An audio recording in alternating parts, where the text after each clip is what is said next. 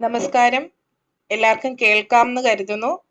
Teaching ആസ്പിരൻസിന്റെ അടുത്ത discussion ക്ലാസ്സിലേക്ക് എല്ലാവരെയും സ്വാഗതം ചെയ്യണം. ഇന്ന് നമ്മൾ പ്രധാനമായിട്ട് നോക്കുന്നത് കുറച്ചധികം ഉദ്ധരണികളാണ്. അതിൻ്റെ ഇടയ്ക്ക് അതിനുശേഷം കുറച്ച് പിയാഷയുടെ ആശയങ്ങൾ കൂടി നോക്കണമെന്നുണ്ട്. ടൈം ഉണ്ടെങ്കിൽ നമ്മൾ നോക്കും. ഓക്കെ അല്ലേ?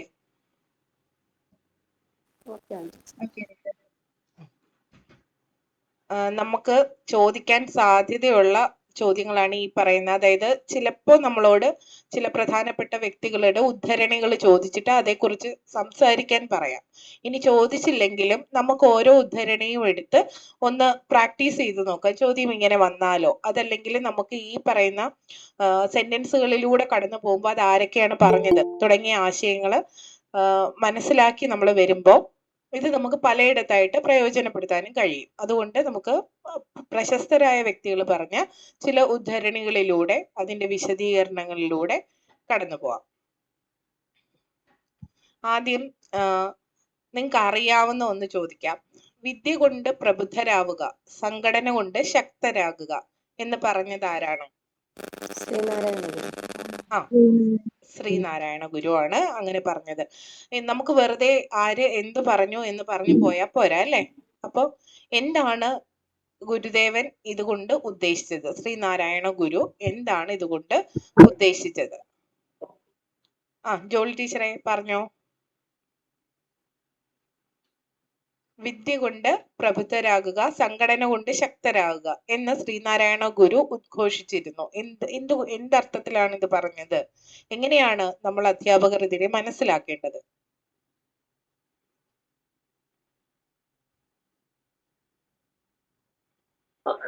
ഒന്നുകൂടെ പറയോ? വിദ്യ കൊണ്ട് പ്രബുദ്ധരാവുക, സംഘടന കൊണ്ട് ശക്തരാകുക. കേട്ടിട്ടുണ്ടോ? കേട്ടിട്ടുണ്ട്. ടീച്ചർ എന്താ മനസ്സിലാക്കുന്നേ എന്നൊന്ന് പറഞ്ഞാൽ മതി. വിദ്യ എന്ന് പറയുന്നത് ശരിക്കും പറഞ്ഞാൽ വെളിച്ചമാണെന്നാണ് ഞാൻ മനസ്സിലാക്കുന്നത്. ഗുരു ഉദ്ദേശിച്ചത് വെളിച്ചമാണ്. വെളിച്ചം നേടിക്കൊണ്ട് മനസ്സിലെ ഇരുട്ടകറ്റി എല്ലാവരും ഒന്നാണ് എന്നുള്ള ധാരണയിൽ മുന്നോട്ട് പോവുക. അതാണ് ഗുരു ഉദ്ദേശിച്ചതെന്ന് എനിക്ക് തോന്നുന്നു. പറഞ്ഞത് തെറ്റില്ല, കുറച്ചുകൂടി പോയിന്റുകൾ വരാനുണ്ട് അല്ലേ? അശ്വതി ടീച്ചർ ഒന്ന് പറഞ്ഞു നോക്കിക്കേ. പണ്ട് കാലത്ത് നമ്മുടെ അധസ്ഥിത വിഭാഗക്കാർക്കൊന്നും വിദ്യാഭ്യാസത്തിനുള്ള അവകാശം ഇല്ലായിരുന്നു. അതെ, എല്ലാവരും വിദ്യ നേടുകയും അതുകൊണ്ട് പ്രബുദ്ധരാകുകയും ചെയ്യണം. എന്നാൽ നമ്മൾ ഒറ്റയ്ക്ക് നിന്നാൽ നമുക്ക് ഒരിക്കലും അത് സാധിക്കുകയില്ല. നമ്മൾ കൂട്ടമായി ചേർന്ന് സംഘമായി ചേർന്ന് നിന്നുകൊണ്ട് നമുക്കത് നേടാൻ കഴിയും. സംഘമായി ചേർന്നാലേ നമുക്ക് ശക്തിയാവൂ. അപ്പോൾ നമ്മൾ അത് നേടുവാനും സാധിക്കും. ഓക്കെ, അമൃത ടീച്ചർ പറഞ്ഞോ. കേക്കാം, മ്യൂട്ടാ ടീച്ചറെ. ഓക്കെ ടീച്ചറെ, അമൃത ടീച്ചർ പറഞ്ഞോ.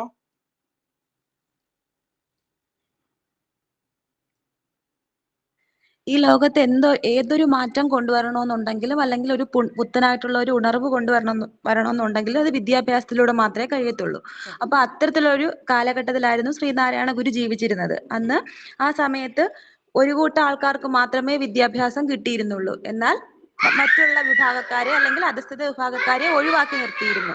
അപ്പോൾ ഇതിൽ നിന്നൊക്കെ ഒരു മോചനം കിട്ടണമെന്നുണ്ടെങ്കിൽ വിദ്യാഭ്യാസം വളരെയധികം അത്യാവശ്യമായിരുന്നു. ആ ഒരു ലക്ഷ്യത്തോടു കൂടിയാണ് അദ്ദേഹം ഇങ്ങനെ പറഞ്ഞത്. പിന്നെ നമ്മൾ ഒറ്റയ്ക്ക് നിന്ന് കഴിഞ്ഞാൽ നമുക്ക് ഒന്നും തന്നെ നേടാനായിട്ട് സാധിക്കില്ല. എല്ലാവരും ഒരു കൂട്ടത്തോടെ നിന്ന് ഒത്തൊരുമയോടുകൂടി പ്രവർത്തിച്ചു കഴിഞ്ഞാൽ അപ്പൊ അത്തരത്തിലുള്ള ഒരുപാട് പ്രവർത്തനങ്ങളൊക്കെ ആ ഒരു സമയത്ത് നടന്നിട്ടുണ്ടായിരുന്നു. ഇനി വ്യത്യസ്തമായ ആശയമുള്ള ആരെങ്കിലും ഉണ്ടെങ്കിൽ അവർക്ക് സംസാരിക്കാം. കൂടുതൽ അഡീഷണൽ പോയിന്റ് പറയാൻ താല്പര്യമുള്ളവർക്ക് പറയാം. ഞാൻ ഈ ചോദ്യങ്ങൾ ഓരോ ചോദ്യവും മുഴുവൻ ആളുകളോടും ചോദിച്ചാൽ ഒന്നോ രണ്ടോ ചോദ്യങ്ങളെ നമുക്ക് കംപ്ലീറ്റ് ചെയ്യാൻ പറ്റും. അടുത്ത ചോദ്യം ഇവരെ 3 പേരെ ഒഴിവാക്കി അടുത്ത ആളുകളോട് ചോദിക്കുന്നതാണ്. ഒരു പോയിന്റ് കൂടെ പറയട്ടെ. എനിക്ക് തോന്നുന്നത് അന്നത്തെ കാലത്ത് ഉന്നതിയിലുള്ള ആളുകൾക്ക് മാത്രമേ അല്ലെങ്കിൽ ജാതിയിൽ ഉയർന്ന ആളുകൾക്ക് മാത്രമേ വിദ്യാഭ്യാസം കിട്ടിയിരുന്നുള്ളൂ. താഴ്ന്ന ജാതിക്കാരെ അവഗണിക്കുന്ന രീതിയിലായിരുന്നു. അതുകൊണ്ട് അദ്ദേഹത്തിന്റെ ഉദ്ദേശം എന്ന് പറഞ്ഞാൽ സമൂഹത്തിന് മാറ്റം വരണമെങ്കിൽ വിദ്യാഭ്യാസം വേണം. അതിന് നമ്മൾ ഈ താഴ്ന്ന ജാതിക്കാർ അല്ലെങ്കിൽ അധസ്ഥിതരായ ആൾക്കാരെല്ലാം കൂടെ സംഘടിച്ച് നിന്ന് ആ വിദ്യാഭ്യാസത്തിന് വേണ്ടി പോരാടി അത് നേടിയെടുക്കണം. എങ്കിലും നമുക്ക് സമൂഹത്തിന് പുരോഗതിയിലേക്ക് നയിക്കാൻ പറ്റും. ഇത് തന്നെയാണ് എല്ലാവരും ഇതേപോലെ തന്നെയാണ് പറഞ്ഞത്. അതില് എന്താണ് ശ്രീനാരായണ ഗുരുവിന്റെ വാക്കുകൾ നമുക്ക് പറഞ്ഞുകൊണ്ട് തുടങ്ങാം. വിദ്യ കൊണ്ട് പ്രബുദ്ധരാകുക, സംഘടന കൊണ്ട് ശക്തരാകുക എന്നാണ് ശ്രീനാരായണ ഗുരു ഉദ്ഘോഷിച്ചത്. ഇത് അന്നത്തെ ആ ഒരു കാലഘട്ടത്തിലെ ചരിത്രം നമ്മൾ പരിശോധിക്കേണ്ടതായിട്ടുണ്ട്. നമ്മൾ നാരായണ ഗുരുവിനെ കുറിച്ചും ആ ഒരു സമയത്തെ വിദ്യാഭ്യാസ പ്രവർത്തനത്തിന് അദ്ദേഹം കൊടുത്ത പ്രാധാന്യത്തെ കുറിച്ചും അദ്ദേഹം നമ്മുടെ കേരളത്തിലെ ഇന്നത്തെ സമൂഹത്തിലെ ആളുകൾ എല്ലാവരും തുല്യരായ വിദ്യാഭ്യാസം ഇപ്പൊ നേടുന്നുണ്ടെങ്കിൽ അതിനൊക്കെ ഒരു കാരണക്കാരനായ മഹത്തായ വ്യക്തിയാണെന്നതിനെ കുറിച്ചൊക്കെ നമ്മൾ പറഞ്ഞു കഴിഞ്ഞതാണ്, നമ്മൾ ചർച്ച ചെയ്തതാണ്.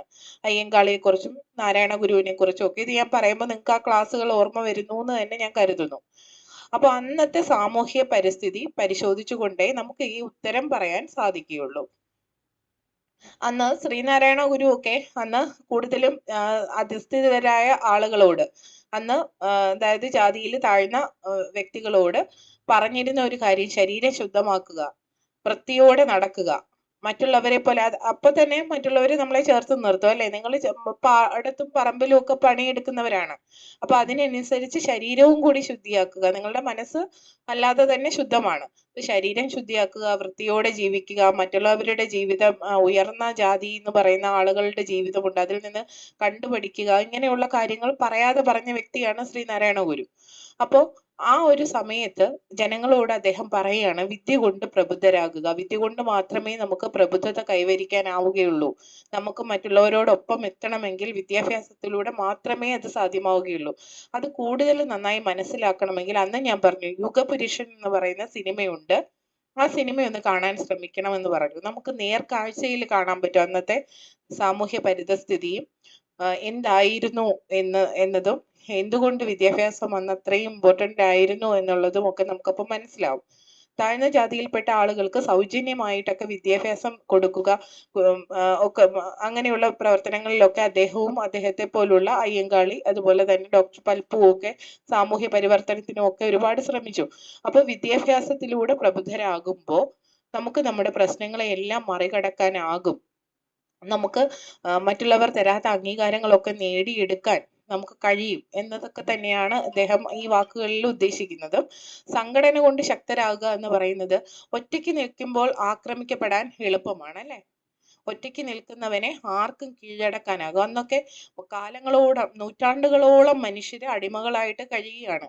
ജാതിയുടെ പേരിലാണ് ഈ അടിമത്വം തുടങ്ങിയത്. പിന്നീട് വിദേശ ആധിപത്യം, അങ്ങനെ പലതിന്റെ പേരിലും പണ്ടേ അടിമകളായിരുന്നവർ വീണ്ടും അടിമകളായി തുടരുന്ന അവസ്ഥ. ഇതിനൊക്കെ മാറ്റം വന്നത് സംഘടനകൾ കൊണ്ട് ശക്തരായപ്പോൾ തന്നെയാണ്. കൂട്ടം ചേർന്ന് കൂടി നിന്ന് പ്രവർത്തിച്ച് ഒരേ ആശയത്തോടു കൂടി മുന്നോട്ട് പോയപ്പോൾ തന്നെയാണ്. അപ്പോൾ വിദ്യാഭ്യാസം കൊണ്ട് നമുക്ക് മനസ്സിനെ ഉണർത്താൻ, അല്ലെങ്കിൽ നമ്മളുടെ ബോധതലങ്ങളെ ഉണർത്താനാകും, കൂടുതൽ അറിവ് സൃഷ്ടിക്കാനാകും. അറിവ് നേടുന്ന ഒരു വ്യക്തിക്ക് ശരിയും തെറ്റും തിരിച്ചറിയാനാകും. നന്മ തിന്മകളെ വേർതിരിച്ച് മനസ്സിലാക്കുന്ന മനസ്സിനുടമയായി കഴിഞ്ഞാൽ വിജ്ഞാനം എന്ന് പറയുന്നത് കൂടുതൽ അർത്ഥവത്തായിട്ട് മാറുകയും ചെയ്യും, അല്ലെ?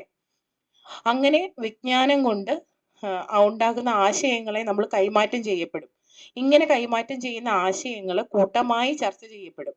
അവിടെ നമ്മൾ എല്ലാവരും ഒന്നിക്കും. വിദ്യാഭ്യാസത്തിന്റെ പേരിൽ നമ്മൾ പ്രചരിപ്പിക്കുന്ന ആശയങ്ങളുടെ പേരിൽ നമ്മൾ ഒന്നിച്ചു നിൽക്കും. അവിടെ സംഘടനകൾ രൂപപ്പെടും, നമ്മൾ ശക്തരാകും, ഒരേ ആശയങ്ങൾക്ക് വേണ്ടി നമ്മൾ പ്രയത്നിക്കും, പ്രവർത്തിക്കും. ഇപ്പൊ നമ്മുടെ ടീച്ചിങ് ആസ്പിരൻസിൽ നടക്കുന്ന എന്താ, അല്ലെ? ഒരേ ലക്ഷ്യത്തിന് വേണ്ടി സംഘടിച്ച് നമ്മൾ മുന്നോട്ട് പോവാണ്. നമ്മുടെ ലക്ഷ്യം ഇന്റർവ്യൂവിന് 14 മാർക്ക് നേടുക എന്നതല്ല, അല്ലേ? അത് മാത്രമാണോ? ഇന്റർവ്യൂവിന് 14 മാർക്ക് കിട്ടാൻ വേണ്ടി മാത്രം അല്ല. നാളെ ജോലി കിട്ടിയാലും നമുക്കിത് പ്രാക്ടിക്കലാക്കാൻ കഴിയണം. അതെ അതെ, അത് നിങ്ങൾക്ക് ഇതിനോടകം മനസ്സിലായിട്ടുണ്ട്. നമ്മളിൽ ഉറങ്ങിക്കിടന്നിരുന്ന നമ്മളുടെ ചില ചിന്തകളുണ്ട്. ആ ചിന്തകള് പ്രബലമായത് ഈ ഒരു ഗ്രൂപ്പിൽ വന്നപ്പോൾ അത് സാധ്യമായി. പലരുടെ ആശയങ്ങളുമായിട്ട് നമ്മൾ ഒന്നിച്ച് മുന്നോട്ട് പോയി, പലരെയും നമ്മളെ ചിന്തിപ്പിച്ചു. നിങ്ങൾ എന്നെ പഠിപ്പിച്ചു, ഞാൻ നിങ്ങൾക്ക് എന്തൊക്കെയോ പറഞ്ഞു തരുന്നു, നിങ്ങളെ എന്താണ് വഴികൾ കാണിച്ചു തരിക മാത്രമാണ് ഞാൻ ചെയ്യുന്നത്. അപ്പൊ അങ്ങനെ നമ്മളെല്ലാം ഒന്നിച്ച് കൂട്ടായി പ്രവർത്തിക്കുന്ന ഒരിടമാണ് ടീച്ചിങ് ആസ്പിരൻസ്. അപ്പൊ ഇതുപോലെ ഒന്നിച്ച് മുന്നേറുക എന്നത് തന്നെയാണ് ഈ വാക്കുകൾ കൊണ്ട് ഉദ്ദേശിക്കുന്നത്. ഇനി മറ്റൊരു വാക്യം, ജീവിതം ഒരു സർവകലാശാല തന്നെയാണ്, പഠിക്കാനുള്ള പല വിഷയങ്ങളും അവിടെ തന്നെയുണ്ട്. കേട്ടിട്ടുണ്ടോ? മാക്സിം ഗോർക്കിയുടെ വാക്കുകളാണ്. ഈ വാക്യമാണ് നമുക്ക് പ്രധാനം. ജീവിതം ഒരു സർവകലാശാലയാണ്, പഠിക്കാനുള്ള പലതും അവിടെ തന്നെയുണ്ട്. സത്യമല്ലേ? ഇതിനെ നമുക്ക് ഏതൊരാശയത്തെ മുൻനിർത്തി പറയാം? ഏത് മനഃശാസ്ത്ര ചിന്താധാരയുമായി മുൻനിർത്തി നമുക്ക് പറയാൻ പറ്റും? സാമൂഹ്യ ജ്ഞാന നിർമ്മിതി. അതെ അല്ലെ, ജ്ഞാനനിർമ്മിതിവാദത്തെയും പ്രധാനമായി സാമൂഹ്യ ജ്ഞാനനിർമ്മിതിവാദത്തെയും ഒക്കെ കണക്ട് ചെയ്ത് നമുക്കിത് സംസാരിക്കാവുന്നാകും. അങ്ങനെയാണ് അഞ്ജൽ ടീച്ചറെ പറഞ്ഞോ?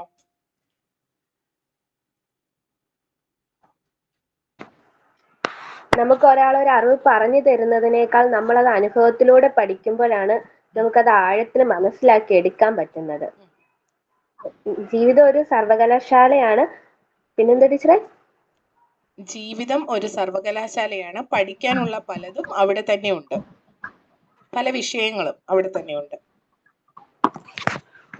ഇപ്പൊ നമ്മളിപ്പോ ഇന്റർവ്യൂവിന് തന്നെ നമുക്കിപ്പോ ഇന്റർവ്യൂ തന്നെ നടക്കുന്നത് നമ്മൾ എഴുതുന്നതിൽ നിന്ന് നമ്മൾ പഠിച്ച കാര്യങ്ങളും കൂടി നമുക്കൊരു അധ്യാപിക ആവാനുള്ള കഴിവ്. അതിപ്പോ പേപ്പറിൽ എഴുതി വെക്കുക എന്നല്ല, അത് നമ്മളെ കൊണ്ട് പറ്റുമോ, നമ്മുടെ കുട്ടികളോടുള്ള പെരുമാറ്റം, ഇതെല്ലാം മനസ്സിലാക്കാൻ വേണ്ടിയല്ലേ നമുക്ക് ഇന്റർവ്യൂ തന്നെ വെക്കുന്നത്. അഭിരുചി, താല്പര്യം, മനോഭാവം, ഇതൊക്കെയാണ്. അഭിരുചി നമുക്ക് അവരോടുള്ള ഒരു താല്പര്യം, മനോഭാവം, ഇതൊക്കെ അളക്കാനും ഒരു പ്രശ്നം ഉണ്ടായാല് നമ്മൾ അത് എങ്ങനെ നേരിടും, ഇതെല്ലാം മനസ്സിലാക്കാൻ വേണ്ടിയാണ് നമുക്ക് ഈ ഇന്റർവ്യൂ തന്നെ വെച്ചേക്കുന്നത്. അത് നമ്മൾ ജീവിതത്തിൽ നിന്ന് പഠിച്ച പാഠങ്ങളും നമുക്ക് മറ്റുള്ളവർ പറഞ്ഞു തന്ന അറിവും വെച്ചാണ് നമ്മളത് ഇപ്പൊ ഇന്റർവ്യൂവിന്റെ മുന്നിലാണെങ്കിലും നാളെ ഒരു അധ്യാപിക ആയാലും നമ്മൾ എങ്ങനെ പെരുമാറുന്നു എന്ന് അതനുസരിച്ചാണ് ഇരിക്കുന്നത്. അപ്പൊ നമ്മൾ പുസ്തകത്തിൽ എഴുതി വെച്ചിരിക്കുന്ന കാര്യങ്ങൾ മാത്രമല്ല, നമ്മുടെ ചുറ്റുപാടിൽ നിന്ന് പഠിക്കുന്ന കാര്യങ്ങളും ഇതിൽ ഉൾപ്പെടുന്നുണ്ട്. നമുക്ക് പഠിക്കാനുള്ള കാര്യങ്ങൾ കേവലം പുസ്തകങ്ങളിൽ മാത്രം ചുരുങ്ങുകയല്ല, ചുറ്റുപാടുകളിൽ നിന്നും നമ്മൾ ധാരാളം അറിവുകൾ ശേഖരിക്കുന്നുണ്ട്. ഉത്തരം പറഞ്ഞു. അപ്പൊ പറയുമ്പോ ഇനി കുട്ടികളുമായിട്ട് കണക്ട് ചെയ്ത് സംസാരിക്കണേ അടുത്ത ആളുകൾ. ഇനി രാഖില ടീച്ചർ സംസാരിച്ചില്ല അല്ലേ? ടീച്ചർ പറഞ്ഞോ? ഇല്ല, ഒരു മിനിറ്റ് ടീച്ചർ ഇപ്പൊ പറയാവേ. ജീവിതം ഒരു സർവകലാശാല തന്നെയാണ്, പഠിക്കാനുള്ള പല വിഷയങ്ങളും അതിൽ തന്നെയുണ്ട്.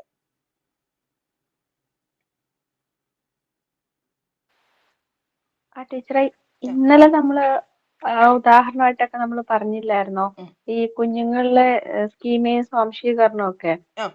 അപ്പൊ അതുപോലെ തന്നെ എന്തുവാ, കുഞ്ഞുങ്ങൾ ഇപ്പൊ ചെറിയ കുഞ്ഞുങ്ങളുടെ ആയാലും ജീവിതത്തിൽ തന്നെ അവർ ചെറിയ ഏജ് ആണെങ്കിൽ പോലും ജനിച്ചപ്പോൾ മുതൽ കാണുകയും കേൾക്കുകയും ചെയ്യുന്ന പലതും അവരിൽ തന്നെ ഉണ്ട്. അപ്പം അതിൽ നിന്നിട്ടാണ് കൂടുതൽ കാര്യങ്ങൾ അവർ പഠിച്ചെടുക്കുന്നത്. അപ്പൊ എനിക്ക് അങ്ങനെയാണ് കണക്ട് ചെയ്യാൻ തോന്നിയത്. പിന്നെ നമ്മുടെ ഈ നിരീക്ഷണം, പഠനം, അതുമായിട്ടൊക്കെ ബന്ധിപ്പിക്കാൻ തോന്നുന്നു. കാരണം അവരുടെ ജീവിതത്തിൽ നിന്നുള്ള അനുഭവം പ്ലസ് അവരുടെ ചുറ്റുപാട്, അവർ ജീവിക്കുന്ന ചുറ്റുപാടിൽ നിന്നിട്ട് കാര്യങ്ങൾ കണ്ടെത്തി വളരുന്നതായിട്ടാണ്. അങ്ങനെയാണ് എൻ്റെ ഒരു ഐഡിയ. അതേത് വാദമാണ്? ജ്ഞാനനിർമ്മിതിവാദം. സാമൂഹിക ജ്ഞാനനിർമ്മിതിവാദം അല്ലെ? ജ്ഞാനനിർമ്മിതിവാദത്തിന്റെയും സാമൂഹിക ജ്ഞാനനിർമ്മിതിവാദത്തിന്റെയും ചുവട് പിടിച്ചുകൊണ്ട് നമുക്ക് ഈ സെന്റൻസുകളെ പറയാവുന്നതാണ്. ഇനി സുധിന ടീച്ചർ ഒന്ന് പറഞ്ഞോ.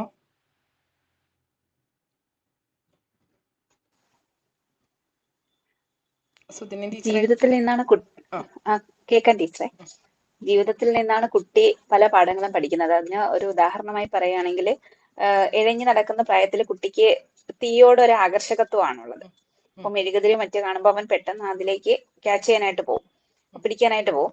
അപ്പോ പെട്ടെന്ന് അങ്ങനെ ചെയ്യുന്ന സമയത്ത് കൈ പൊള്ളുമ്പോൾ അവൻ മനസ്സിലാക്കുന്നുണ്ട് അവന്റെ ജീവിതത്തിൽ നിന്ന് കിട്ടുന്ന പാഠം. പിന്നെ ഒരിക്കലും അവൻ തീയെ അത്രയും ആകർഷകത്വം ഉണ്ടെങ്കിൽ പോലും അതിനടുത്തേക്ക് അവൻ പോകുന്നില്ല ചെറിയ കുഞ്ഞു കാലഘട്ടത്തിൽ. പിന്നെ കുറച്ചും കൂടി മുതിർന്നു കഴിയുമ്പോൾ അമ്മമാർ അങ്ങനെ ചെയ്യരുത് എന്നൊരു കാര്യം പറയുമ്പോൾ കുട്ടിക്ക് അത് എന്തുകൊണ്ടാണ് അങ്ങനെ പറയുന്നത് എന്ന് മനസ്സിലാക്കാനായിട്ട് കൂടുതൽ താല്പര്യം വരികയാണ് അവന്. എന്തുകൊണ്ട് അങ്ങനെ ചെയ്യരുതെന്ന് പറയുന്നു, അവൻ അത് ചെയ്യാനുള്ള ടെൻഡൻസി അവന് കൂട്ടുകയാണ് ചെയ്യുന്നത്. അത് ചെയ്തു കഴിയുമ്പോൾ അതിന്റെ ഭവിഷ്യത്തിലൂടെ അതും അവനൊരു പഠനമാണ്. ടീച്ചർ കേൾക്കാമോ ടീച്ചറെ? കേൾക്കാം ടീച്ചറെ, പറഞ്ഞോ. ഇനി കഴിഞ്ഞോ ടീച്ചറെ? പറയട്ടെ ടീച്ചറെ? പറഞ്ഞോ ബാക്കി. ഇതുപോലെ കുട്ടി ക്ലാസ് റൂമിലേക്ക് വരുന്നു. ക്ലാസ് റൂമിൽ വരുമ്പോൾ നമ്മൾ ടീച്ചേഴ്സ് കുട്ടികളോട് പറയും, മക്കളെ നിങ്ങൾ സംസാരിക്കരുത്, അപ്പുറത്തെ ക്ലാസ്സിന് അതൊരു ഡിസ്റ്റർബൻസ് ആണ് എന്നൊക്കെ പറഞ്ഞാലും അവർക്ക് സംസാരിക്കാൻ തന്നെയാണ് അവർക്ക് ഇഷ്ടം.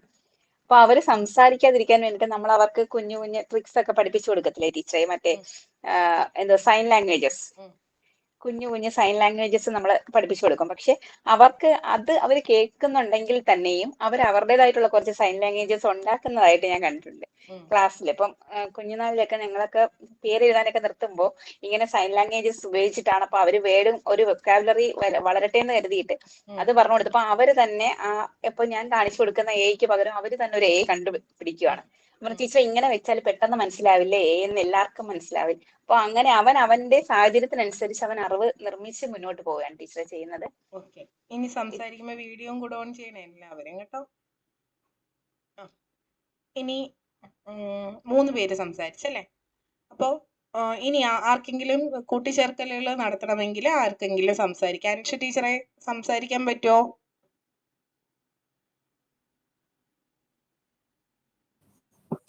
ടീച്ചറെ, എനിക്ക് തോന്നിയത് പക്ഷെ ഇതുമായിട്ട് ബന്ധപ്പെട്ടല്ല തോന്നിയത്.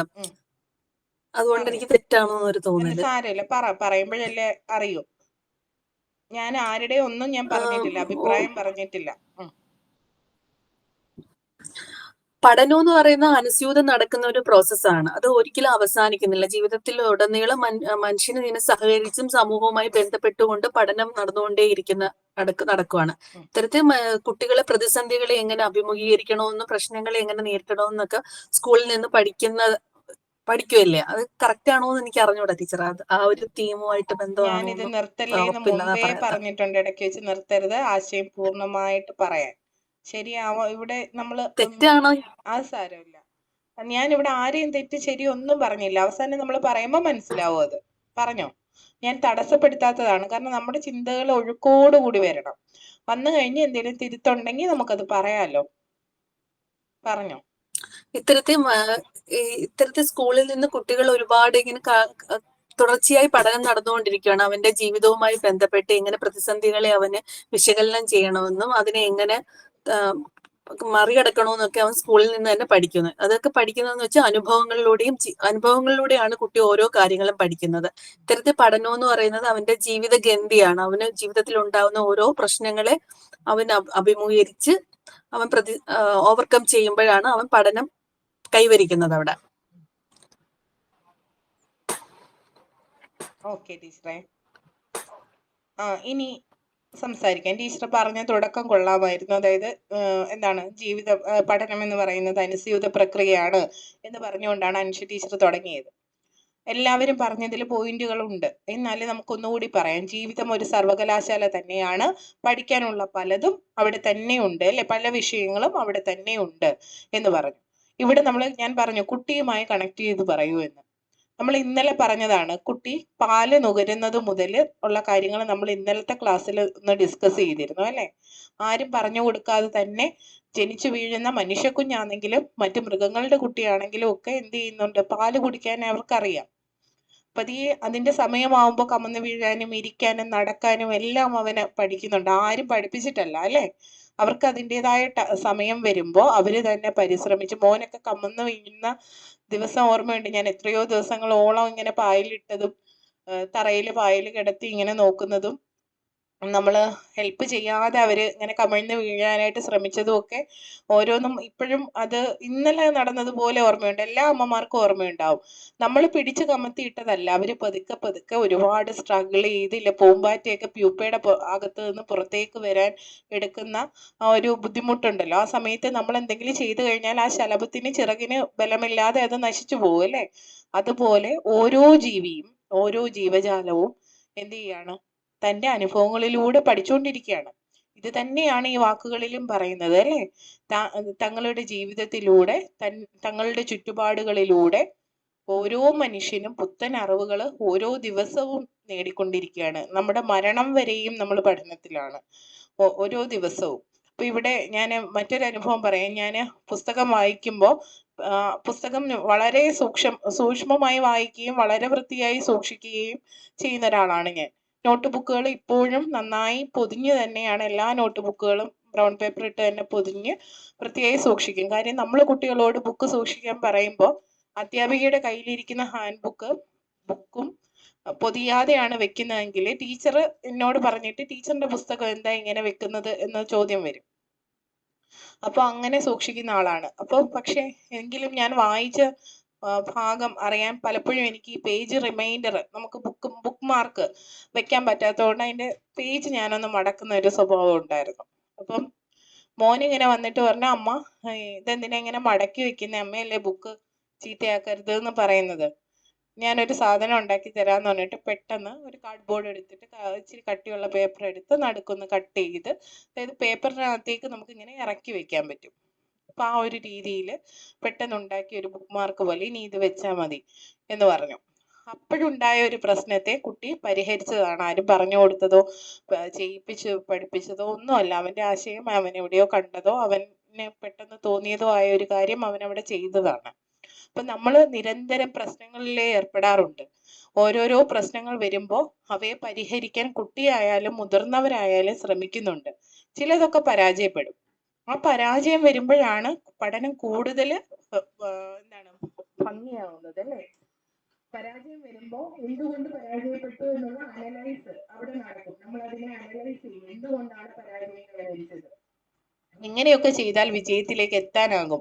ഇതൊക്കെ അവിടെ പരിശോധിക്കപ്പെടുകയും വീണ്ടും നമ്മൾ ആ ഒരു പ്രോസസ്സിലൂടെ കടന്നുപോയി അതിനെ വിജയത്തിലേക്ക് എത്തിക്കുകയും ചെയ്യുന്നവരാണ് മനുഷ്യരെന്ന് പറയുന്നത്. അപ്പൊ നിരന്തരം പ്രവർത്തനത്തിലൂടെയും അതുപോലെ തന്നെ പ്രതിപ്രവർത്തനങ്ങളിലൂടെയും തോൽവിയിലൂടെയും ജയത്തിലൂടെയും ഒക്കെ കടന്നു പോകുന്ന മനുഷ്യൻ നിരന്തരം പഠിച്ചുകൊണ്ടിരിക്കുകയാണ്. അതുകൊണ്ട് ഒരു മനുഷ്യന്റെ ജീവിതം മുഴുവൻ ജീവിത കാലഘട്ടം മുഴുവൻ നമുക്ക് പറയാം, നിസ്സംശയം പറയാം, ഒരു സർവകലാശാലയാണ് മനുഷ്യന്റെ ജീവിതമെന്ന്. നിരന്തരം അനുഭവങ്ങളും അറിവിന്റെ നിർമ്മാണവും പ്രശ്ന പരിഹരണവും ഗവേഷണവും ഒക്കെ അവിടെ നടക്കുകയാണ് അല്ലെ? കണ്ടെത്തലുകളും. നമ്മൾ പഠിച്ച പല ടേമുകളും വന്നോ?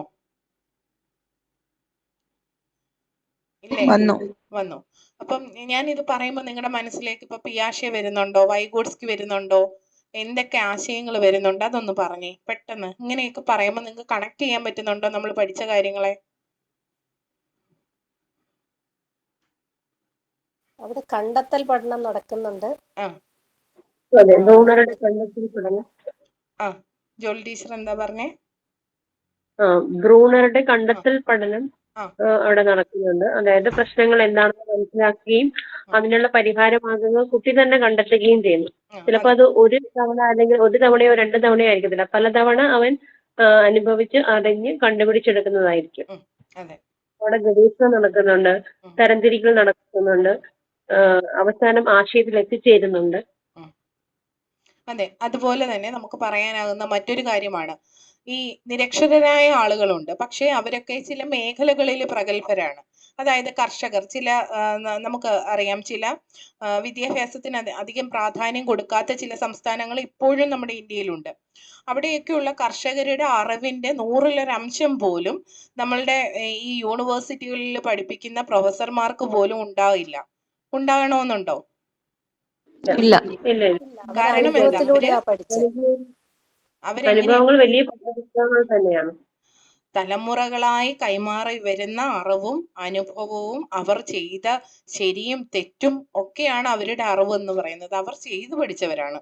മണ്ണിലിറങ്ങി മണ്ണറിഞ്ഞ് മനുഷ്യനെ അറിഞ്ഞും പ്രകൃതിയെ അറിഞ്ഞും കൃഷി ചെയ്ത് കൃഷിയിലുണ്ടാകുന്ന ഉൽപ്പന്നങ്ങളുടെ ഗുണനിലവാരം മനസ്സിലാക്കി അടുത്ത കൃഷിയിൽ അതിനനുസരിച്ചുള്ള ഉൽപ്പന്നങ്ങൾ ഉപയോഗിച്ചും മണ്ണിന്റെ pH ഒക്കെ അവര് അളക്കുന്നതാണ്. പക്ഷെ നമ്മളുടെ ശാസ്ത്രീയ രീതിയിലായിരിക്കില്ല അവര് pH നോക്കുന്നതും ബാലൻസ് ചെയ്യുന്നതും. ഒന്ന് രുചിച്ച് നോക്കിയാൽ മണ്ണെടുത്തൊന്ന് രുചിച്ച് നോക്കിയിട്ട് പറയും ഇത് ഏത് ചേർക്കണം ഏത് ചേർക്കണ്ട, ഏത് നട്ടാലാണ് നന്നായിട്ട് ഉണ്ടാകുന്നത് എന്നൊക്കെ.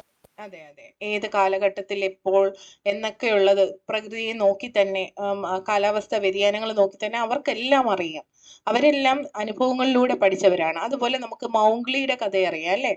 അതൊക്കെ റുഡ്യാർഡ് കിപ്ലിങ്ങിന്റെ കഥയാണ്, അദ്ദേഹം എഴുതിയതാണ്. പക്ഷെ മൗഗ്ലിയുടെ കഥയ്ക്ക് ആധാരമായ ഒരു സംഭവം അതുപോലെ ഉണ്ടായിട്ടുണ്ട് അല്ലേ? ചെന്നായി വളർത്തിയ ഒരു കുട്ടി എന്ന് പറയുന്ന രീതിയിൽ യഥാർത്ഥത്തിൽ ഒരു സംഭവം ഉണ്ടായിട്ടുണ്ട്. കാട്ടിനകത്ത് അകപ്പെട്ടു പോയ ഒരു കുട്ടി ഉണ്ടായിട്ടുണ്ട്, അതിനെ രക്ഷിച്ചിട്ടുണ്ട്. കുറച്ച് പ്രായമായ സമയത്താണ് തിരിച്ച് നാട്ടിലേക്ക് കൊണ്ടുവരുന്നത്. അപ്പോഴും ചെന്നായെ പോലെ ഓരിയിടുന്നു, കാട്ടിലെ പോലെ ജീവിക്കുന്നു. അത് സാഹചര്യത്തിൽ നിന്ന് നേടിയെടുത്ത അവൻ ആർജിച്ചെടുത്ത രീതികളായിരുന്നു അതൊക്കെ. അതൊന്നും ആരും പഠിപ്പിച്ചതല്ല, ജീവിതത്തിലൂടെ. നടന്നു പോകുന്നതിന് പകരം വള്ളി തൂങ്ങി പോവുക, മരത്തിലോട്ട് ചാടി പോവുക. അതെ അതെ, 4 കാലിൽ നടക്കുന്ന രീതി, മൃഗങ്ങളെ പോലെ നടക്കുക തുടങ്ങിയ കാര്യങ്ങൾ, ഇതൊക്കെ പരിതസ്ഥിതിയിൽ നിന്നുണ്ടായ മാറ്റങ്ങളാണ്. അപ്പൊ ഇങ്ങനെ മനുഷ്യൻ നിരന്തരം ഓരോന്ന് ചെയ്തും അതിൽ നിന്ന് പരാജിതനായും അതിനെക്കുറിച്ച് അവലോകനം ചെയ്തും ഒക്കെ പഠിച്ചുകൊണ്ടിരിക്കുകയാണ്. ഇപ്പൊ അത് പറഞ്ഞപ്പോ ഇന്നത്തെ ഒരു ന്യൂസ്, ഇന്നത്തെ ആണെന്ന് തോന്നുന്നു, കണ്ണൂർ ഒരു കുട്ടി ആത്മഹത്യ ചെയ്ത ന്യൂസ് കണ്ടോ? മുടി വെട്ടാത്തതിന്റെ പേരില് കുട്ടിയെ മാനസികമായിട്ടും പിന്നെ മാർക്ക് കുറഞ്ഞതിന്റെ പേരില് മാനസികമായി കുട്ടിയെ വിദ്യാഭ്യാസം എവിടെ എത്തി, അധ്യാപകർ എവിടെ നിൽക്കുന്നു, രക്ഷിതാക്കൾ എവിടെ നിൽക്കുന്നു എന്നൊക്കെ ഉള്ള ചോദ്യങ്ങളാണ് ഇതൊക്കെ അല്ലെ? കുട്ടി എവിടെ നിൽക്കുന്നു? നമ്മൾ പ്രശ്നത്തെയും പ്രശ്നപരിഹരണത്തെയും കുറിച്ച് ഇവിടെ ഘോരഘോരം ചർച്ച ചെയ്തുകൊണ്ടിരിക്കുന്നു. നമ്മുടെ കുഞ്ഞുങ്ങൾക്ക് ഒരു ചെറിയ പ്രശ്നത്തെ പോലും നേരിടാൻ പറ്റാതെ അവർ ആത്മഹത്യയിലേക്ക് പോകുന്നു. അത് കണ്ടു നിൽക്കാൻ മാത്രമേ നമുക്കും രക്ഷിതാക്കൾക്കും പറ്റുന്നുള്ളൂ എന്നുള്ളതാണ് അവസ്ഥ. ഞാൻ ഇന്ന് മോനോട് അതേക്കുറിച്ച് സംസാരിച്ചു. ഞാൻ സാധാരണ ഈ സൂയിസൈഡ് എന്നുള്ള ടേമോ അല്ലെങ്കിൽ അതെന്താണെന്നൊന്നും അറിയാനുള്ള ഒരു അവസരം ഇതുവരെയും കൊടുത്തിട്ടില്ല, ചോദിക്കാറില്ല, ഒന്നുമില്ല. പക്ഷെ ഇവിടുന്നോ അവര് മനസ്സിലാക്കുന്നുണ്ട്. അപ്പോ അത് ഞാൻ പറഞ്ഞു, ഇങ്ങനെ ഒരു വാർത്ത വന്നു, മോനെ എന്താ മനസ്സിലാവുന്നേ, അതെന്താ? അപ്പൊ എന്നോട് ചോദിച്ചു, കയറ് വെച്ച് ചെയ്യുന്നതാണോ എന്നൊക്കെ ചോദിച്ചു. അപ്പൊ ഞാൻ ഞെട്ടി. കാര്യം ഞാൻ ഈ ഒരു ടേമോ ഈ ഒരു രീതിയോ പറയാത്തതാണ്. കാര്യം ചില കുഞ്ഞുങ്ങൾ ഓരോന്നൊക്കെ കേട്ടിട്ട് ചെയ്തു നോക്കുന്ന പ്രവണതയൊക്കെ ഉള്ളവരുണ്ട്. അപ്പൊ നമുക്കെല്ലാം ഭയമാണ്. അപ്പൊ പിന്നീട് എനിക്ക് തോന്നി ഒരുപാട് കാര്യങ്ങൾ മനസ്സിലാക്കാൻ പ്രായമുള്ള കുഞ്ഞാണ്, പ്രായത്തെക്കാൾ കുറെ കാര്യങ്ങൾ മനസ്സിലാക്കുന്നുണ്ട്. അപ്പൊ ഇതേക്കുറിച്ചും ചർച്ച ചെയ്യണമല്ലോ എന്ന് കരുതി ചോദിച്ചു. മോനൊരു പ്രശ്നം വന്നാൽ എന്ത് ചെയ്യും, വലിയൊരു ബുദ്ധിമുട്ട് വന്നാല് എന്ത് ചെയ്യും, നീ എങ്ങനെയായിരിക്കും ഫേസ് ചെയ്യുക, അത് അച്ഛനോടും അമ്മയോടും പറയും എന്ന് അവൻ പെട്ടെന്ന് ഉത്തരം പറഞ്ഞു. അപ്പൊ ഞാനിങ്ങനെ പറഞ്ഞു, എപ്പോഴും അച്ഛനും അമ്മയും കൂടെ ഉണ്ട് എന്ന് നീ ഓർത്തോണം. നമുക്ക് പറഞ്ഞു കൊടുക്കാനേ പറ്റൂ. എത്ര പ്രയാസപ്പെട്ടാണ് മോനെ ജന്മം നൽകിയത്, അവന് ഓരോ സ്റ്റേജിനെ കുറിച്ച് ഞാൻ പറഞ്ഞു കൊടുത്തിട്ടുണ്ട്. നമ്മൾ കടന്നുപോയ വിഷമങ്ങള്, ഞാൻ എത്രത്തോളം അവന് വേണ്ടി ഞാൻ മെന്റലി പ്രിപ്പയർഡ് ആയിരുന്നു, എത്രത്തോളം ആഗ്രഹിച്ചിട്ടുണ്ട്, ഇതൊക്കെ ഞാൻ ഒരു ഡയറിയിൽ ഇങ്ങനെ എഴുതി വെച്ചിട്ടുണ്ട്. ഒരു സമയത്ത് അവനത് കൊടുക്കണം എന്ന് കരുതി നമ്മൾ പ്രഗ്നൻസി ആഗ്രഹിക്കുന്ന അന്ന് മുതലുള്ള കാര്യങ്ങൾ കയ്യിലുണ്ട്. അത് കഥകൾ പോലെ പറഞ്ഞു കൊടുക്കാറുണ്ട്. ചിലപ്പോൾ അതുകൊണ്ടായിരിക്കാം അവർ കൂടുതൽ നമ്മളുമായിട്ട് ഇമോഷണലി കണക്റ്റഡ് ആണ്. അപ്പോൾ അവനിങ്ങനെയാണ് മറുപടി പറഞ്ഞത്. അമ്മയോട് പറയും, അച്ഛനോട് പറയും. പക്ഷെ എന്തുകൊണ്ടോ ഈ കുഞ്ഞിന്റെ അമ്മ കരയുന്നത് നമുക്ക് കാണാൻ പറ്റുന്നുണ്ട്. എനിക്കതിന് കൂടുതൽ കണ്ടു നിൽക്കാൻ വയ്യാത്തതുകൊണ്ട് ഞാൻ വാർത്തയുടെ ഡീറ്റെയിലോട്ട് പോയില്ല. അപ്പൊ അമ്മ ഇങ്ങനെ കരയുമ്പോൾ ഇങ്ങനെ പറയുന്നുണ്ട്, അവൻ എന്നോട് പറഞ്ഞതാണ് സ്കൂളിൽ പോകാൻ ഇഷ്ടമല്ല, അധ്യാപകരെ ഇഷ്ടമല്ല, ചില അധ്യാപകരോട് ഇഷ്ടമില്ല, അവര് വഴക്ക് പറയുന്നത് സഹിക്കാൻ പറ്റുന്നില്ല. അപ്പോഴും അമ്മ എന്താ പറയാ, നമ്മളാണേലും എന്താ പറയാ, അത് കുഴപ്പമില്ല മോനെ, മാറിക്കോളും, മക്കള് സ്കൂളിൽ പോന്ന് പറയും. സ്കൂളിൽ പോ, കുഴപ്പമില്ല, നല്ലതിന് വേണ്ടിയല്ലേ പറയുന്നത്. നമ്മളെല്ലാവരും, ഞാനാണേലും അത് തന്നെയായിരിക്കും പറയുക. പക്ഷെ ഞാൻ അവിടെ മോന് ഇങ്ങനെ ബുദ്ധിമുട്ടുണ്ടായ സംഭവം ഉണ്ട്. അവൻ 2ാം ക്ലാസ്സിലേ ആയിട്ടുള്ളൂ. പക്ഷെ അവൻ ഒരു സ്കൂളിൽ വളരെ മാനസികമായിട്ട് ബുദ്ധിമുട്ടുണ്ടാവുകയും, പൊതുവിദ്യാലയം തന്നെയാണ്. പക്ഷെ അവിടുന്ന് ഞാൻ മാറ്റിയത് 1ാം ക്ലാസ്സിലെ കുട്ടിയാണ്. LKG UKG അവിടെ പഠിച്ചിട്ട് കുഴപ്പമില്ല. 1ലേക്ക് വന്നപ്പോൾ ആത്മവിശ്വാസക്കുറവ് അനുഭവപ്പെടുന്നു. എപ്പോൾ കണ്ടാലും ടീച്ചറിന് കുറ്റം പറയാൻ മാത്രം തോന്നുന്നു. അത് കാണുമ്പോൾ കുഞ്ഞിന് വിഷമമാവുന്നു, അവൻ ആഹാരം കഴിക്കാൻ താമസിക്കുന്നു തുടങ്ങിയ ഒരുപാട് കുറ്റങ്ങൾ അത് അവൻ കേൾക്കുകയാണ്. അധ്യാപകർ കുട്ടിയുടെ മുമ്പിൽ വെച്ച് കുട്ടിയെക്കുറിച്ച് കുറ്റം പറയാൻ പാടില്ല, അതുപോലും ബോധമില്ലാത്ത അധ്യാപകരാണ് ചിലര്. അത് കുഞ്ഞ് കേൾക്കുമ്പോൾ ഉണ്ടാവുന്ന വിഷമം, മറ്റു കുട്ടികളുടെ മുമ്പിൽ അവനെ ഹരാസ് ചെയ്യുമ്പോൾ ഉണ്ടാവുന്ന വിഷമം, ഇതൊക്കെ ഞാൻ സ്കൂള് മാറ്റുകയാണ് ചെയ്തത്. പക്ഷെ അതിനോട് ഞാൻ പിന്നീട് ഞാൻ പലപ്പോഴും ആലോചിക്കുകയും പറയുകയും ചെയ്തിട്ടുണ്ട്, മാറ്റരുതായിരുന്നു, അവിടെ നിന്ന് ഫൈറ്റ് ചെയ്യണമായിരുന്നു എന്ന്. പക്ഷെ അത് എൻ്റെ കുഞ്ഞിനെ അത് നെഗറ്റീവായി ബാധിക്കുന്നു എന്ന് കണ്ടപ്പോഴാണ് അവിടുന്ന് മാറ്റാൻ നോക്കിയത്. പക്ഷെ ഈ വാർത്ത കണ്ടപ്പോൾ തോന്നി എത്രയോ സ്കൂളുകളുണ്ട്, മാറ്റിക്കൂടായിരുന്നോ എന്ന് തോന്നി. അല്ലെങ്കിൽ അതിന് വേണ്ട നടപടി എടുത്തുകൂടായിരുന്നോ എന്ന് തോന്നി. നിങ്ങളാണെങ്കിൽ എന്താ ചെയ്യാന്നൊന്ന് പറഞ്ഞ് നമുക്ക് ഈ ചോദ്യമൊക്കെ നമുക്ക് വളരെ ഇമ്പോർട്ടന്റ് ആണ്. ടീച്ചറെ, ഞാൻ എന്റെ അനുഭവം പറയട്ടെ. പറഞ്ഞോ ടീച്ചറെ. എന്റെ മോനെന്ന് പറയുന്നത് കുറച്ച് ഇരുനിറമുള്ള കുട്ടിയാണ്, എന്റെ മൂത്ത മോന്. അപ്പം ക്ലാസ്സിലെന്ന് വെച്ചാൽ പാകിസ്ഥാനികൾ എന്ന് വെച്ചാൽ കൂടുതൽ നല്ല വെളുത്ത കുട്ടികളാണ്. അപ്പൊ ഇവനെ ഭയങ്കരമായിട്ട് ഹറാസ് ചെയ്ത് കാലി എന്നെന്തോ ആണ് ഈ ക്ലാസ്സിൽ വിളിക്കുന്നത്. അവന് കൊറേ വിഷമമായിരുന്നു, കൊറേ വിഷമം. അങ്ങനെ എന്തോ. അപ്പം ഇവൻ വന്നിട്ട് പറയും, ഉമ്മി എന്നെ ഇപ്പോഴും ഇവന്മാര് കളിയാക്കും. വലിയ ക്ലാസ്സിൽ 8-ലോ എന്തോ ആയിരുന്നപ്പോഴായിരുന്നു തോന്നുന്നു, 8ാം ക്ലാസ്സിൽ പഠിക്കുമ്പോ. അപ്പം വന്നിട്ട് പറയും ഭയങ്കര ബുദ്ധിമുട്ടായിരുന്നു അവന് പോകാനും, ക്ലാസ്സുമായിട്ട് സഹകരിക്കാൻ പറ്റുന്നില്ല. നമ്മൾ ഈ പാകിസ്ഥാനികൾ എന്ന് പറഞ്ഞ കൾച്ചർ കുറച്ചുകൂടെ വ്യത്യസ്തമാണ് നമ്മളെ വെച്ച് നോക്കുമ്പോ. അപ്പൊ ഇങ്ങനെ ഞാൻ ക്ലാസ് ഞാനും ഇതേ പോണം പോയി പറഞ്ഞപ്പോ അവിടുത്തെ സാറന്മാർ പറഞ്ഞ ഇതുമായിട്ട് അവർ ഫൈറ്റ് ചെയ്തെങ്കിൽ മാത്രമേ അവർക്ക് മുമ്പോട്ട് പോകാൻ പറ്റത്തുള്ളൂ. ഇപ്പൊ നിങ്ങൾക്ക് ക്ലാസ് മാറ്റിക്കഴിഞ്ഞാൽ കുഞ്ഞൊരിക്കലും ആ കുട്ടി അതുമായിട്ട് പ്രതിസന്ധികളെ അഭിമുഖീകരിക്കാൻ പറ്റത്തില്ല. നമ്മളിപ്പോ ബോർഡിങ്ങിലൊക്കെ ആയാലും കുട്ടികൾ പോകുമ്പോൾ പെട്ടെന്ന് എന്താണ് റാഗിങ് ഒക്കെ വരുമ്പോൾ കുട്ടികൾക്ക് അതുമായിട്ട് അങ്ങോട്ട് സഹകരിക്കാൻ പറ്റത്തില്ല പുതിയ കാര്യങ്ങൾ വരുമ്പോ. ടീച്ചേഴ്സ് അവിടെ സമ്മതമല്ലായിരുന്നു അവർക്ക്. നമ്മൾ പക്ഷെ നിർബന്ധമായിട്ടും പറഞ്ഞ് അവന് പഠിക്കാൻ പറ്റുന്ന ഒരു അന്തരീക്ഷം അല്ലായിരുന്നു ക്ലാസ്സിൽ. പക്ഷെ നമ്മൾ നിർബന്ധമായിട്ടും പറഞ്ഞ് ക്ലാസ് മാറ്റുകയാ ചെയ്തത്. പക്ഷെ ടീച്ചേഴ്സ് സമ്മതിക്കുന്നില്ലായിരുന്നു ആക്ച്വലി അവര് ക്ലാസ് മാറ്റാനായിട്ട്.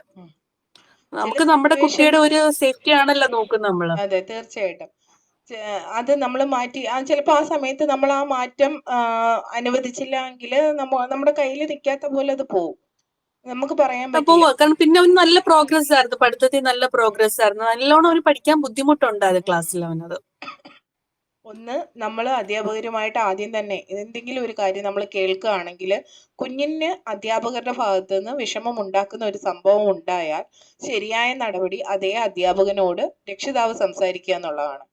എന്നിട്ടും അതിന് പരിഹാരമില്ലെങ്കിൽ HM-നോട് സംസാരിക്കുക. നമ്മൾ ഡയറക്റ്റ് ചെയ്യുന്ന HM-നോട് പറയുമ്പോൾ ഈ അധ്യാപകർ തന്നെ ചിന്തിക്കുക, എന്നോട് പറയാമായിരുന്നില്ലേ. ചിലപ്പോൾ അവർ ഉദ്ദേശിക്കാത്ത ഒരു കാര്യമായിരിക്കും കുഞ്ഞിന് ഹർട്ടാവുക.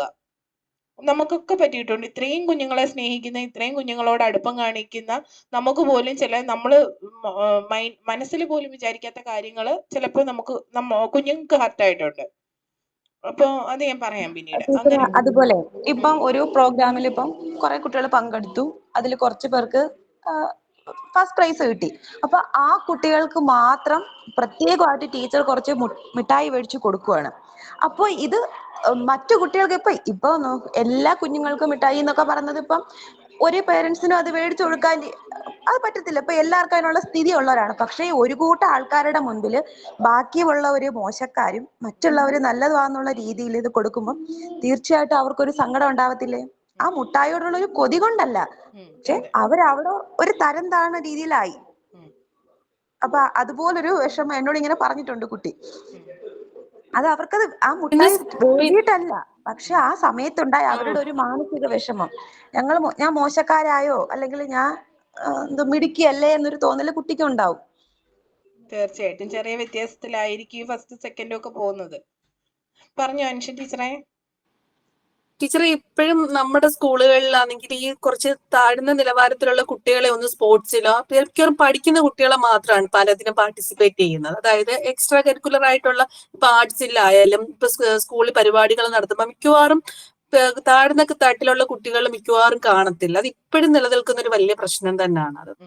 കാരണം അവർക്കൊക്കെ ഒരുപാട് അറ്റ്ലീസ്റ്റ് അവരൊരു റണ്ണിങ്ങിനെങ്കിലൊക്കെ പാർട്ടിസിപ്പേറ്റ് ചെയ്ത് കഴിഞ്ഞാൽ അവർ ഒരുപാട് മെച്ചപ്പെടും. പക്ഷെ അത് ആരും ശ്രദ്ധിക്കുന്നില്ല, അവരെ ഇങ്ങനെ മുൻപോട്ട് കൊണ്ടുവരണോ എന്നുള്ളതോ ഒന്നും. ഈ ടാലന്റ് ലാബ് പോലുള്ള സംവിധാനവും അതുപോലെ ഇങ്ങനെ മാറ്റങ്ങൾ വന്നപ്പോൾ അതിന് പണ്ടത്തേതിനേക്കാൾ ഭേദമുണ്ട്, മാറ്റങ്ങൾ വരുന്നുണ്ട്.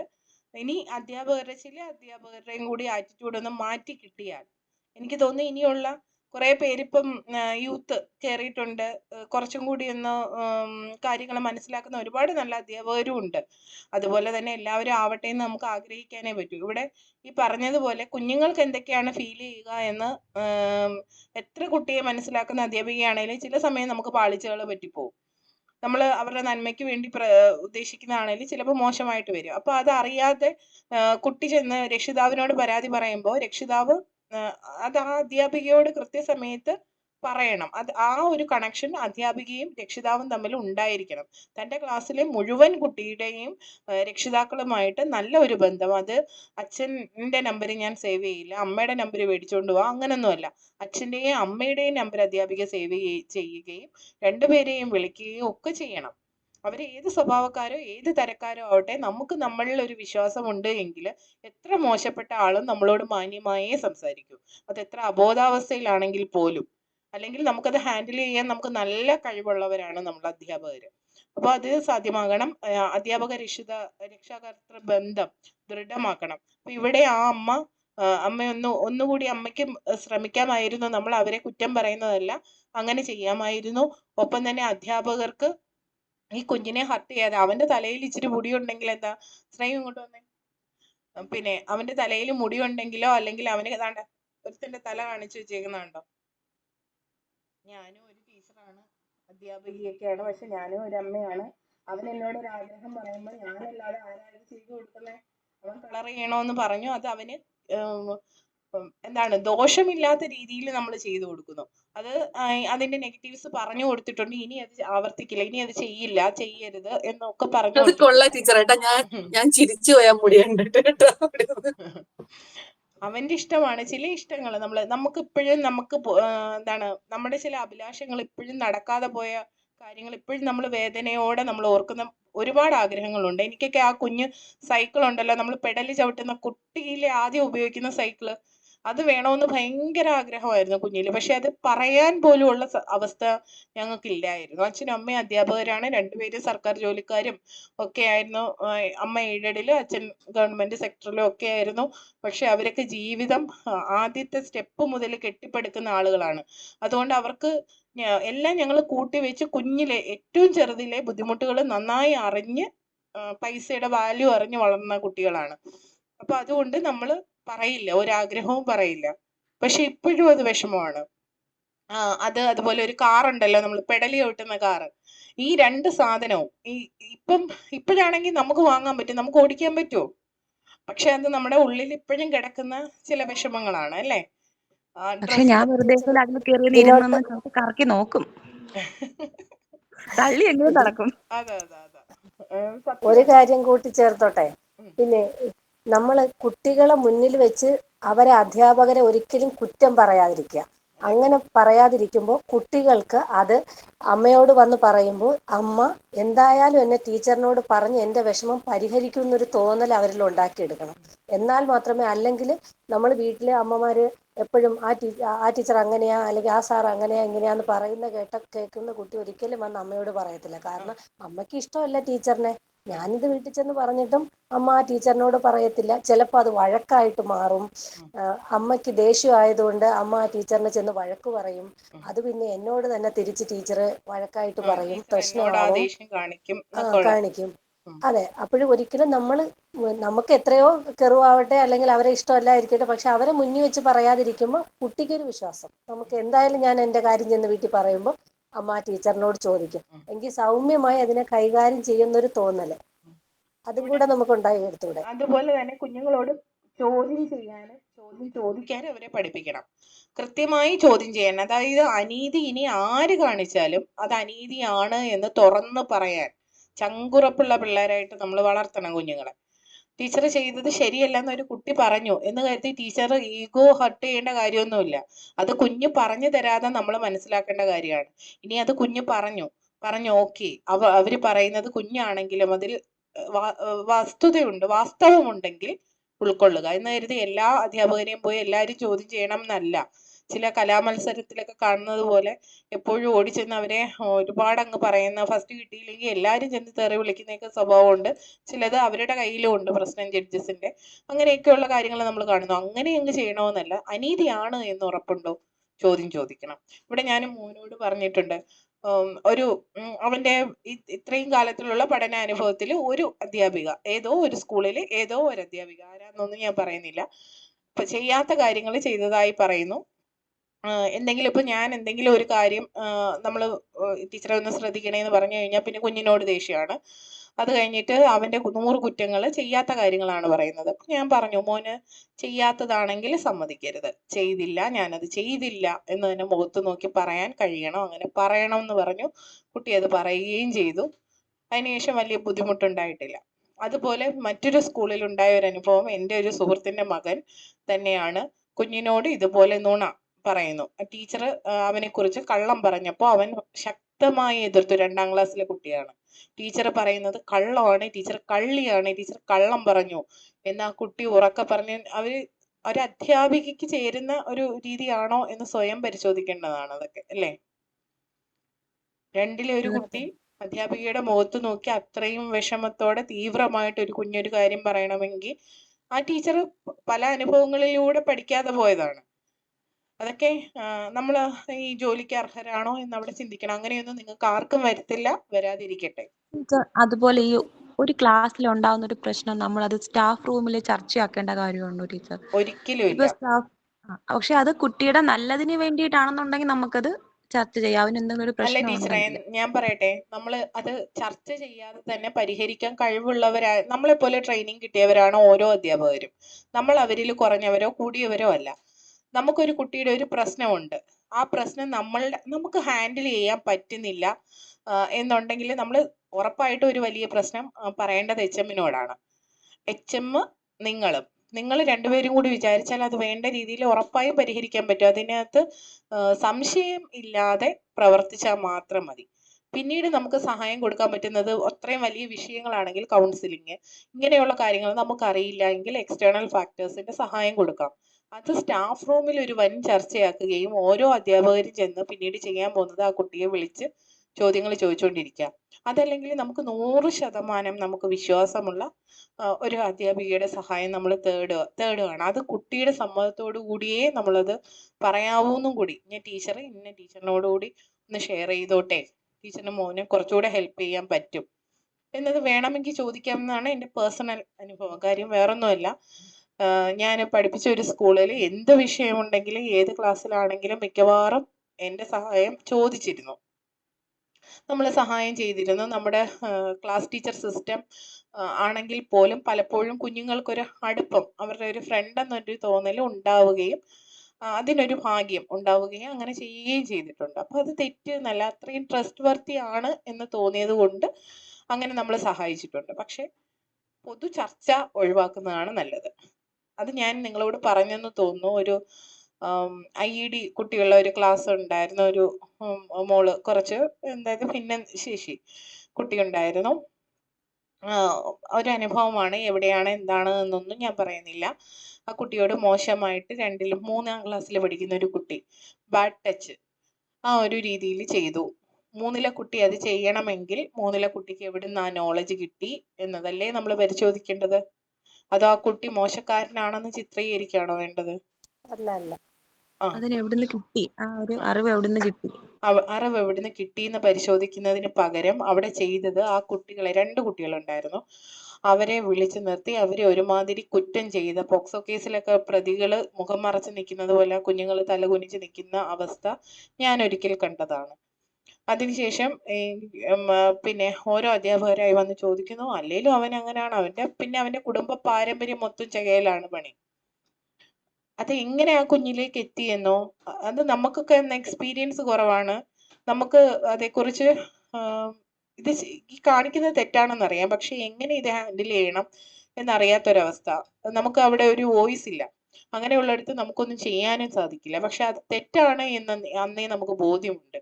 മറിച്ചത് കൃത്യമായി ആ ക്ലാസ് ടീച്ചറും HM-ഉം 2 ക്ലാസ്സിലെ കുട്ടികളാണ്. അപ്പൊ 2 ക്ലാസ്സിലെ അധ്യാപകരും HM-ഉം കൂടി രക്ഷിതാക്കളെ വിളിച്ച് ബോധ്യപ്പെടുത്തി, കുഞ്ഞരുതാത്തത് കാണുന്നുണ്ട് എന്ന ബോധ്യം, അത് വീട്ടിൽ നിന്ന് തന്നെയാണ് കുട്ടിക്ക് കിട്ടിയ അറിവ്.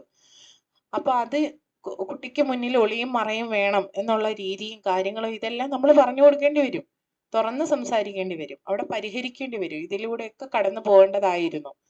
മറിച്ച് ടീച്ചർ പറഞ്ഞ പോലെ അവിടെ ഒന്ന് ചർച്ചയ്ക്ക് ശ്രമിച്ചതാണ് അത് ഇത്രയും വഷളായതും അവിടുത്തെ അധ്യാപകര് അല്ലാതെ അനധ്യാപകരായ സ്റ്റാഫുകൾ വരെ ഇത് ചർച്ച ചെയ്യുന്ന ഒരവസ്ഥയിലേക്ക് പോയത്. അപ്പൊ അങ്ങനെ വരരുതെന്ന് തന്നെയാണ് അഭിപ്രായം കേട്ടോ. ഇനി അടുത്ത ചോദ്യം. 1 മണിക്കൂറായി. പ്രാർത്ഥനയ്ക്ക് ആർക്കെങ്കിലും പോകേണ്ടതായിട്ടുണ്ടോ?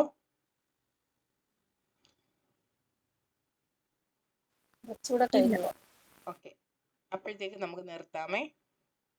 ടൈം ആയി എന്നൊന്ന് പറഞ്ഞാൽ മതി, അപ്പോഴേ നിർത്തും.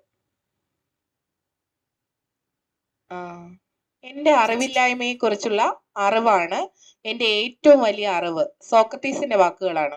എൻ്റെ അറിവില്ലായ്മയെ കുറിച്ചുള്ള അറിവാണ് എൻ്റെ ഏറ്റവും വലിയ അറിവ്. ഈ വാക്കിനോട് നിങ്ങൾ യോജിക്കുന്നുണ്ടോ? ഇതിനെ എങ്ങനെയാ നമുക്കൊന്ന് വിശദീകരിക്കാൻ പറ്റുക? ഇതുവരെ മിണ്ടാത്തതാരാ? എല്ലാരും കാണുന്നില്ല കേട്ടോ. അശ്വതി ടീച്ചറെ പറഞ്ഞ്. അശ്വിനി ടീച്ചറെയാണ് ഞാൻ ഉദ്ദേശിച്ചത്. ടീച്ചർ കേറിയില്ല. എല്ലാരും ഒരു തവണ സംസാരിച്ചവരാ അല്ലേ? അപ്പൊ ജോളി ടീച്ചർ പറഞ്ഞോ. ടീച്ചറിനും പ്രാർത്ഥനയ്ക്ക് പോണമായിരിക്കും അല്ലേ? അല്ല, കുഴപ്പമില്ല. 7 o'clockനുള്ളിൽ കയറിയാൽ മതി. ഓക്കെ, അപ്പൊ പറഞ്ഞോ.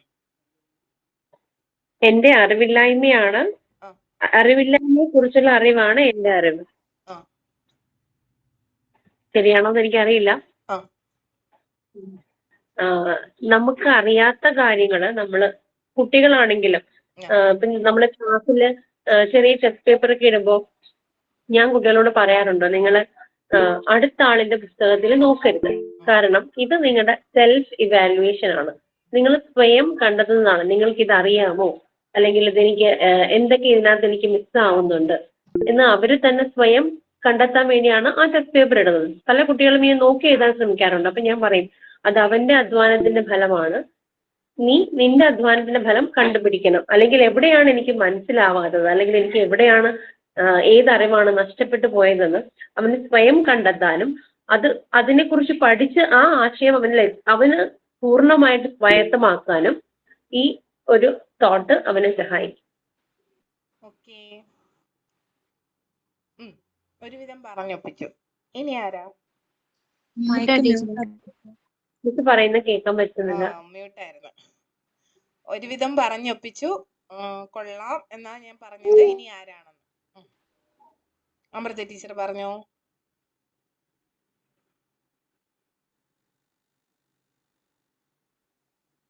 അമൃത ടീച്ചറെ പോയോ?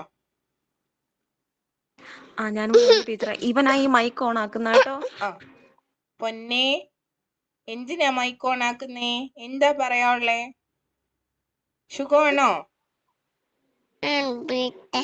ഓക്കെ, അമ്മ പറയട്ടെ. പറഞ്ഞോ ടീച്ചറെ. അറിവില്ലായ്മയാണ് എന്റെ ഏറ്റവും വലിയ അറിവ്, അങ്ങനല്ലേ? എന്റെ അറിവില്ലായ്മയെ കുറിച്ചുള്ള അറിവാണ് എന്റെ ഏറ്റവും വലിയ അറിവ് എന്നാണ് സോക്രട്ടീസ് പറഞ്ഞത്. ഇപ്പൊ എന്റെ അറിവില്ലായ്മ, അപ്പൊ എന്റെ അറിവില്ലായ്മ എന്താണെന്നാണ് ഞാൻ ആദ്യം തിരിച്ചറിയേണ്ടത്. അപ്പൊ ആ അറിവില്ലായ്മ തിരിച്ചറിഞ്ഞതിന് ശേഷം ആ അറിവില്ലായ്മ പരിഹരിക്കണം. ഇപ്പൊ ഒരു പ്രശ്നം ഉണ്ടായി, ആ പ്രശ്നത്തിനൊരു പരിഹാരം ഉണ്ടായി, ആ പരിഹരിച്ച കാര്യം കൃത്യമായിട്ട് നമ്മുടെ ജീവിതത്തിൽ കൊണ്ടുവരാനും കൂടെ ശ്രമിക്കണം. അപ്പൊ ഒരു അധ്യാപിക എന്ന നിലയിൽ നമുക്ക് എല്ലാം അറിയാവുന്നവരും അല്ലെങ്കിൽ എല്ലാ വിഷയങ്ങളെ കുറിച്ചും അറിവുള്ളവരായിരിക്കണമെന്നില്ല. പൊന്നെ, എന്താ പ്രശ്നം? അമ്മയുടെ മടി കയറി ഇരുന്നേ. അമ്മ പറയട്ടെ എന്നിട്ട്. അപ്പോ ആ പ്രശ്നം കണ്ടെത്തി തിരിച്ചറിഞ്ഞ് അത് അത് റെഡിയായി പോകുമ്പോഴാണ് ഒരു മികച്ച ഒരു അധ്യാപിക എന്ന നിലയിൽ നമുക്ക് വിജയിക്കാനായിട്ട് കഴിയുക. അതിന് നമുക്ക് ഇപ്പൊ ഏത് രീതിയിൽ നമുക്ക് ആ ഒരു അറിവ് നമുക്ക് എവിടുന്ന് വേണമെങ്കിലും കിട്ടും. നമ്മുടെ മുന്നിലിരിക്കുന്ന ഒരു കുഞ്ഞിന്റെ കയ്യിൽ നിന്ന് പോലും നമ്മുടെ ആ അറിവില്ലായ്മയെ നമുക്ക് എന്താ പറയുന്നത്, ഒരു ചെറിയൊരു അറിവ് പറയത്തില്ലേ, ഒരറിവും ചെറുതല്ലാന്ന്. നമ്മുടെ കുഞ്ഞുങ്ങളിൽ നിന്ന് നമുക്ക് പഠിക്കാനുണ്ട്, ഒരുപാട് പാഠം പഠിക്കാനുണ്ട്. അപ്പൊ അത്തരത്തിൽ എവിടുന്ന് കിട്ടുന്ന അറിവും നമ്മുടെ അറിവില്ലായ്മയെ പരിഹരിക്കാൻ വേണ്ടി നമുക്ക് ഉപയോഗിക്കാം. ഇനി ആരാ? അശ്വതി ടീച്ചറെ പറഞ്ഞോ. ടീച്ചറെ, ഇത് നമുക്ക് വൈകാരിക ബുദ്ധിയായിട്ട് കണക്ട് ചെയ്തൂടെ? എന്നുവെച്ചാൽ സ്വാർത്ഥബോധം, എന്റെ സെൽഫ് അവയർനെസ്, എനിക്ക് എന്നെ പറ്റിയുള്ള അറിവ് എനിക്ക് തന്നെ ഉണ്ട്. എന്റെ അറിവില്ലായ്മയാണ് എനിക്കുള്ള ഏറ്റവും വലിയ അറിവ് എന്ന് പറയുന്നത്. എന്റെ ശക്തി ദൗർബല്യങ്ങൾ തിരിച്ചറിയാനുള്ള കഴിവുണ്ട് എന്ന് വരുമല്ലേ ടീച്ചറെ ഇതില്? പറഞ്ഞോ. ഒരു വ്യക്തിക്ക് തന്റെ ശക്തി ദൗർബല്യങ്ങൾ കൃത്യമായി തിരിച്ചറിയുകയും അതിന്റെ പരിഹാരം അവൻ തന്നെ കണ്ടെത്തുകയും ചെയ്യുന്നതിനുള്ള ഒരു ബോധനമാണ് ആയിട്ടാ എനിക്കിത് തോന്നിയത്.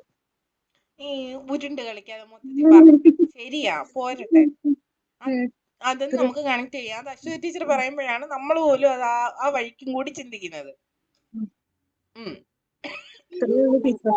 ഞാൻ ചെയ്യുന്നത്, നിങ്ങൾ എല്ലാവരും പറയുന്ന ക്രോഡീകരിച്ചാണ് അവസാനം സംസാരിക്കുന്നത്. നിങ്ങൾ പോയിന്റ് തരുമ്പോഴാണ് നമുക്ക് അതിനെ കണക്ട് ചെയ്ത് കൊണ്ടുപോകാൻ പറ്റുന്നത്. ചർച്ചകൾ എപ്പോഴും നമുക്ക് ഗുണം ചെയ്യുന്നത് ആശയങ്ങൾ വരുമ്പോഴാണ്. അപ്പോഴേ നമുക്ക് അതിനെ ക്രോഡീകരിക്കാൻ പറ്റൂ. പോരട്ടെ.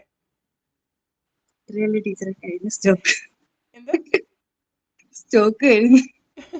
ടീച്ചർ അത് പറഞ്ഞപ്പോ പെട്ടെന്ന് എന്റെ മനസ്സിൽ വന്നത് വൈകാരിക ബുദ്ധിയുടെ കൺസെപ്റ്റ് ആയിരുന്നു. അതാ ഞാൻ അത് പറഞ്ഞത്.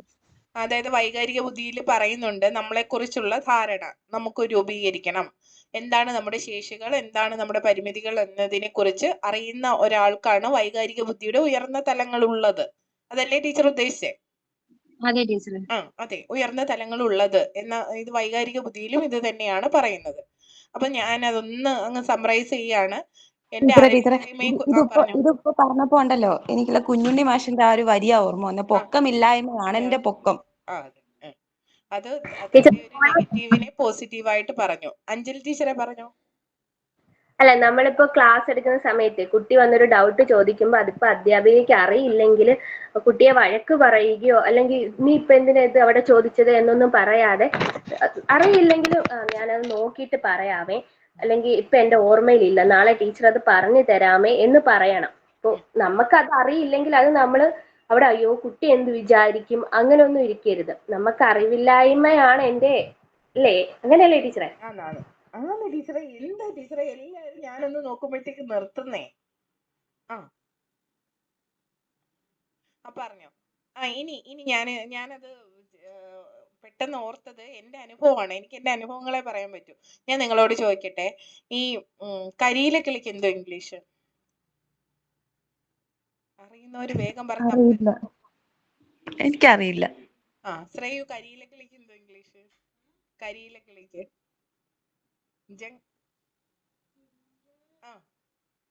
ജംഗിൾ ബാബ്ലർ, മറന്നുപോയി. ജംഗിൾ ബാബ്ലർ കേട്ടോ, കരിയില കിളി. അത് എന്റെ പൂർവ്വ വിദ്യാർത്ഥി അനവദ്യ, അവള് കാരണം ഞാൻ പഠിച്ചൊരു വാക്കാണ്. എന്റെ കുഞ്ഞ് കാരണം ഞാൻ പഠിച്ചൊരു വാക്കാണത്. ഈ വാക്ക് ഞാൻ കേട്ടിട്ടുണ്ട്, പക്ഷെ സമയത്ത് അറിയത്തില്ലായിരുന്നു. കാര്യം ഈ കരിയിൽ ഒരു നീല മുട്ട ഒരു ദിവസം ഇങ്ങനെ മുറ്റത്ത് കണ്ടപ്പോ അത് ഏത് കിളിയുടെ മുട്ടയാണെന്ന് ഇങ്ങനെ നോക്കാനായിട്ട് മോൻ അത് ആ മുട്ട കൊണ്ടുപോയി സ്കാൻ ചെയ്ത് ഇങ്ങനെ നോക്കുമ്പോ ഈ പേര് വന്നു, ഇതിന്റെ മുട്ടയാന്ന്. ഗൂഗിൾ ലെൻസ് വഴി ഇങ്ങനെ നോക്കുമ്പോ വരും. അപ്പൊ ഈ അനുഭവം പറയാം. അപ്പൊ 1ാം ക്ലാസ്സിൽ നമ്മൾ ഇംഗ്ലീഷിന്റെ പാഠവുമായിട്ട് ബന്ധപ്പെട്ട് നിങ്ങൾക്ക് ഇഷ്ടമുള്ള ഒരു ബേർഡിനെ കുറിച്ച് എഴുതാനായിട്ട് വന്നു. ഫസ്റ്റ് ചാപ്റ്ററിനകത്ത് നമ്മുടെ പെറ്റ്സിനെ കുറിച്ച് എഴുതാനുണ്ട്. അതുപോലെ ഞാനിപ്പോ എക്സ്ട്രാ വർക്ക് കൊടുക്കുകയാണ്, നിങ്ങൾക്ക് ഇഷ്ടമുള്ള ഒരു പക്ഷിയെ കുറിച്ചോ മറ്റോ എഴുതാനായിട്ട് കൊടുത്തപ്പോ സാധാരണ നമുക്ക് ചില ബോധ്യമുണ്ട് അല്ലേ, പീക്കോക്കിനെ കുറിച്ചാണ് കൂടുതൽ പിള്ളേർ, പീക്കോക്ക്, പാരറ്റ്. ഇത് ഒക്കെ എടുത്തപ്പം ഒരാൾ ഇങ്ങനെ എഴുതാതിരിക്കുക. ആള് നല്ല മിടുക്കിയാണ്, ആശയങ്ങളൊക്കെ ഉള്ള കുഞ്ഞാണ്. അങ്ങനെ അപ്പൊ ഇങ്ങനെ ഇരുന്ന് ആലോചിക്കുക. ഞാൻ ചോദിച്ചാൽ എന്താ വേണ്ടേ ടീച്ചറെ, ഈ കരിയില കിളിക്ക് എന്തോ പറയുന്നേ? അയ്യോടാ, ടീച്ചറിന് അറിയത്തില്ലല്ലോ, പാരറ്റ് എങ്ങാണം പോരെ എന്ന് ഞാൻ ചോദിച്ചു. ഇല്ല ടീച്ചറെ, എനിക്ക് കരിയില കിളിയാ ഇഷ്ടം. ഞാൻ ഓക്കെ ടീച്ചർ ഇപ്പൊ സെർച്ച് ചെയ്തിട്ട് പറയാം, നോക്കിയിട്ട് പറയാം എന്ന് പറഞ്ഞ് പിന്നെ ടീച്ചർ അവിടെ തന്നെ വെച്ച്, അവളുടെ മുമ്പിൽ തന്നെ വെച്ച് ഞാനത് സെർച്ച് ചെയ്ത് ഞാൻ പറഞ്ഞു കൊടുത്തു. അവിടെ എനിക്കറിയില്ല എന്നുള്ളതിനെ നമുക്ക് പൂർണ്ണമായി അംഗീകരിക്കാൻ ഒരു ബുദ്ധിമുട്ടും തോന്നിയിട്ടില്ല. കുഞ്ഞിന്റെ മുമ്പിൽ വെച്ചിട്ട് അത് സെർച്ച് ചെയ്ത് നോക്കാനും ഒന്നും തോന്നി. കാര്യം അവൾ ഉണ്ടാക്കിയ ഒരു അസന്തുലിതാവസ്ഥ നമ്മുടെ മൈൻഡിൽ അല്ലേ, അതെന്താണെന്ന് അറിയാനുള്ള തീവ്രമായ ആഗ്രഹം കാരണം അപ്പൊ തന്നെ ഫോൺ എടുക്കുന്നു, നോക്കുന്നു. ഫോൺ ക്ലാസ്സിൽ കൊണ്ടുപോയോ അത് ഉപയോഗിച്ചോ അങ്ങനെയൊന്നുമല്ല. ഇപ്പൊ ഫോൺ പഠനോപകരണമായിട്ട് ഉപയോഗിക്കാം എന്നുണ്ട് അല്ലേ. ഇതിനൊക്കെ മുമ്പാണ് കേട്ടോ, കോവിഡിന് മുമ്പാണ്. എങ്കിലും അത് വളരെ ഹെൽപ്ഫുൾ ആണ്. ഇന്നും മറന്നിട്ടില്ല. ഞാൻ എഴുതി പഠിച്ചില്ല, ഞാനത് ഉരുവിട്ട് പഠിച്ചതോ ഒന്നുമില്ല. ഒറ്റ നിമിഷം എൻ്റെ കുഞ്ഞ് എന്നോട് ചോദിച്ച സംശയം ഞാൻ ഒന്ന് സെർച്ച് ചെയ്തപ്പോൾ അതെൻ്റെ മൈൻഡിലേക്ക് ഫീഡ് ആയതാണ്. അതിനുശേഷം ഞാനിത് മോനോട് പറഞ്ഞു കൊടുത്തിട്ടുണ്ട്. അങ്ങനെ എപ്പോഴും അവൾക്കും എൻ്റെ ക്ലാസ്സിലെ മുഴുവൻ കുട്ടികളും അതുകൊണ്ട് പുതിയൊരു വേർഡ് അന്ന് പഠിച്ചു, ജംഗിൾ ബാബ്ലർ. ഇങ്ങനെ ബാബിൾ ചെയ്യുക നമ്മൾ പറയത്തില്ലേ, അർത്ഥമില്ലാതെ ഉരുവിടുക, അതല്ലേ കരിയിലക്കിളി ചെയ്യുന്നേ, അതുകൊണ്ടാണ് ജംഗിൾ ബാബ്ലർ. ടീച്ചർ അതുപോലെ എന്റെ ഒരു അനുഭവം കൂടെ പറയട്ടെ. അത് പറഞ്ഞോ. ഞങ്ങൾ ടീച്ചിങ് പ്രാക്ടീസിന് പോയ സമയത്താ. അപ്പൊ ഞങ്ങള് അത് ഫസ്റ്റ് ഇയറിലാണ്. അപ്പൊ അവിടെ പോയ സമയത്ത് ഞങ്ങളുടെ ഒരു ഫ്രണ്ടിന്റെ ക്ലാസ് കാണാൻ വേണ്ടിയിട്ട് ഞങ്ങൾ ആ 5ാം ക്ലാസ്സിലെ ഒറ്റ കുട്ടികളാ. പക്ഷെ ഭയങ്കര മിടുക്കരാണ് കേട്ടോ. ഞങ്ങൾ ചെന്നപ്പോൾ അവളെ അവിടെ നിർത്തി വെള്ളം കുടിപ്പിക്കണം. പല പല ചോദ്യങ്ങൾ ചോദിച്ചു. പക്ഷെ അവർക്ക് നമ്മളെ ഫസ്റ്റ് ഇയർ അങ്ങോട്ട് ആയതേ ഉള്ളൂ, +2 കഴിഞ്ഞ് ചെന്നവരാണ്. എന്തൊക്കെയോ ചോദിച്ച് ഈ കുഞ്ഞുങ്ങൾ അങ്ങ് ബുദ്ധി മുട്ടിക്കുവാണ്. അപ്പൊ അവർക്ക് എത്ര അറിവുള്ളവരാണെന്ന് പറഞ്ഞാലും പെട്ടെന്ന് ചോദിക്കുമ്പോ പറ്റുന്നില്ല. ലാസ്റ്റ് ആ കൊച്ചുങ്ങൾ ചോദിച്ചതാണ്, കരിക്കും വെള്ളം ഉണ്ടല്ലോ, അതിനെന്തോ പറയും. അപ്പൊ അറിയാൻ വയ്യാത്തൊരവസ്ഥ നിൽക്കുക. ടെൻഡർ കോക്കനട്ട്, അതിന് ടെൻഡർ കോക്കനട്ട് വാട്ടർ എന്നല്ലേ പറയാൻ പറ്റൂ, വേറെ എന്തെങ്കിലും ഉണ്ടോ? ഇല്ല, പക്ഷെ അത് പറയാൻ പോലും നമുക്ക് വരില്ല. കാര്യം നമ്മൾ +2 കഴിഞ്ഞ് അങ്ങോട്ട് പോകുന്നത് അറിയാൻ വയ്യ. എന്തോ അപ്പൊ ഈ കുഞ്ഞുങ്ങൾ പെട്ടെന്ന് പല ചോദ്യങ്ങൾ ഇങ്ങനെ കാര്യമുണ്ടടാ. അതിനൊരു റീസൺ ഉണ്ട്. കാര്യം ടീച്ചിങ് പ്രാക്ടീസിന് കുട്ടികൾ സ്ഥിരം വരുന്ന സ്കൂളായിരിക്കും. അങ്ങനെ വരുന്നിടത്ത് ടീച്ചിങ് പ്രാക്ടീസിന് കുറച്ച് പേര് വരും എന്ന് സീനിയേഴ്സ് പറഞ്ഞും അല്ലാത്ത അവരുടെ അനുഭവത്തിലും അവർക്കറിയാം. അപ്പം ഇതെല്ലാം മിക്ക സ്കൂളുകളിലും ടീച്ചിങ് പ്രാക്ടീസ് കൃത്യമായിട്ട് നടക്കുന്ന മിക്ക സ്കൂളുകളിലെ ഒരു അവസ്ഥ ഇതാണ്. വലിയ കുട്ടികൾ പഠിക്കുന്നത്, നിങ്ങൾക്കൊന്നും അറിയത്തില്ല എന്ന്, ടീച്ചറിനെ ഒന്നും അറിയത്തില്ല എന്ന് കാണിക്കുമ്പോൾ അവർക്ക് കിട്ടുന്ന ഒരു മനസ്സുഖം, അതിന് വേണ്ടിയിട്ടാണ്. എൻ്റെ അടുത്തും വന്നിട്ടുണ്ട്, എന്നോട് പറ്റിയപ്പോൾ ഞാൻ പറഞ്ഞിട്ടുണ്ട്, നീ ഈ ചോദിക്കുന്ന ചോദ്യത്തിലെ ഒരെണ്ണമെങ്കിലും നിനക്കറിയാം. ഞാൻ 2 ചോദ്യം ചോദിക്കട്ടെ എന്ന് ചോദിച്ചു. പാഠഭാഗവുമായി ബന്ധപ്പെട്ട 1-2 ചോദ്യം ചോദിച്ചിട്ട് ഞാൻ ചോദിച്ചു, ഞാൻ പഠിപ്പിച്ച കാര്യം പോലും നിനക്ക് പഠിക്കാൻ പറ്റുന്നില്ല, പുറത്തുള്ള കാര്യങ്ങളൊക്കെ മോൻ നല്ല ഹാർഡ് വർക്ക് ചെയ്ത് കൊണ്ടുവന്നു, അത് നീ അറിയുന്നത് നല്ലത് തന്നെ, പക്ഷെ ടീച്ചർ പഠിപ്പിച്ച കാര്യം കൂടി അതിനോടൊപ്പം അറിയണ്ടേ? അപ്പൊ അറിവ് നമുക്ക് എല്ലാവർക്കും എല്ലാത്തിനെയും കുറിച്ചും അറിയില്ല. നിനക്കറിയുന്ന കാര്യം എനിക്കറിയില്ല, എനിക്കറിയുന്ന പല ചോദ്യങ്ങളും നിനക്കറിയില്ല. ഞാൻ 1-2 ചോദ്യം എക്സ്ട്രാ ചോദിച്ചു, പുറമേ ഉള്ള ചോദ്യങ്ങൾ. അപ്പൊ അത് അവർക്കറിയില്ല. അപ്പൊ ഞാൻ പറഞ്ഞു, അറിവെന്ന് പറയുന്നത് അത്രേ ഉള്ളൂ. പക്ഷെ ഒരിക്കലും നമ്മൾ ഒരാളുടെ അറിവിനെ പരീക്ഷിക്കാൻ വേണ്ടി ചോദ്യങ്ങൾ ചോദിക്കരുത്. അറിയാത്ത കാര്യങ്ങൾ ചോദിച്ച് മനസ്സിലാക്കുന്നത് നല്ലതാണ്. എനിക്കറിയാം, നിനക്കതറിയില്ലല്ലോ എന്നുള്ള അഹങ്കാരം അവിടെ വരാൻ പാടില്ല എന്ന് പറഞ്ഞു. സത്യമല്ലേ? അങ്ങനെയല്ലേ പറയാൻ പറ്റൂ. ഞാൻ എൻ്റെ കുഞ്ഞുങ്ങളോടെല്ലാം ഞാൻ എപ്പോഴും പറയാറുണ്ട്, ക്ലാസ്സിൽ പറയാറുണ്ട്, ടീച്ചറിന് എല്ലാം അറിയുന്ന ആളൊന്നും അല്ല, ആർക്കും അങ്ങനെയല്ല. നമുക്ക് അറിയില്ല എന്ന് പറയാൻ നമുക്ക് ധൈര്യത്തോടെ പറയാൻ പറ്റണം, എനിക്കൊരു കാര്യം അറിയത്തില്ല. സത്യത്തിൽ അങ്ങനെ പറയാൻ അറിയുന്ന കുഞ്ഞുങ്ങൾക്ക് നാണക്കേടേ ഉണ്ടാവില്ല. ഞാനിവിടെ മോനോട് വഴക്ക് പറയുന്നത് എപ്പോഴാന്ന് വെച്ചാൽ, അവൻ ഇമോഷണൽ ആവുമ്പോൾ ആവശ്യമില്ലാതെ കരയുക, എനിക്കൊരു കാര്യം അറിയില്ല എന്നുള്ള കോൺഫിഡൻസ് ഇല്ലാതെ പറയുക. ശ്രമിച്ചിട്ട് പറഞ്ഞാൽ എനിക്ക് കുഴപ്പമില്ല, മാർക്ക് കുറഞ്ഞാൽ എനിക്ക് പ്രശ്നമില്ല, പക്ഷെ ശ്രമിക്കാതെ മാർക്ക് കുറയുന്നത് എനിക്ക് വിഷയമാണ്. അവനൊരു എഫേർട്ട് ഇട്ടിട്ട് മാർക്കില്ല, ഓക്കെ സാരമില്ല, അത് അവനെ കൊണ്ട് അത്രേ പറ്റുന്നുള്ളൂ. അവനൊരു താല്പര്യമില്ല, ഇന്നിപ്പോ ട്യൂഷന് പോകേണ്ടതാണ്, പോയിട്ടില്ല, അവന് താല്പര്യമില്ലാതെ വിട്ടിട്ടും കാര്യമില്ല, അതുകൊണ്ട് വിട്ടില്ല. ഒരു സെക്കൻഡ് മോനെ. അതുപോലെ ടീച്ചർമാരെ ഞാനൊരു ഡൗട്ട് ചോദിച്ചോട്ടെ? എടാ ഞാനേ ക്ലാസ് അവസാനിപ്പിച്ചോട്ടെ. Okay teacher, okay. നിങ്ങൾ വേണമെങ്കിൽ ഗ്രൂപ്പില് തുടർന്നോളൂ, ഡിസ്കഷൻ വല്ലതും വേണമെങ്കിൽ ആയിക്കോളൂ. ഇന്ന് ഇവിടെ സ്റ്റോപ്പ് ചെയ്യാം കേട്ടോ, ഒരു എമർജൻസി.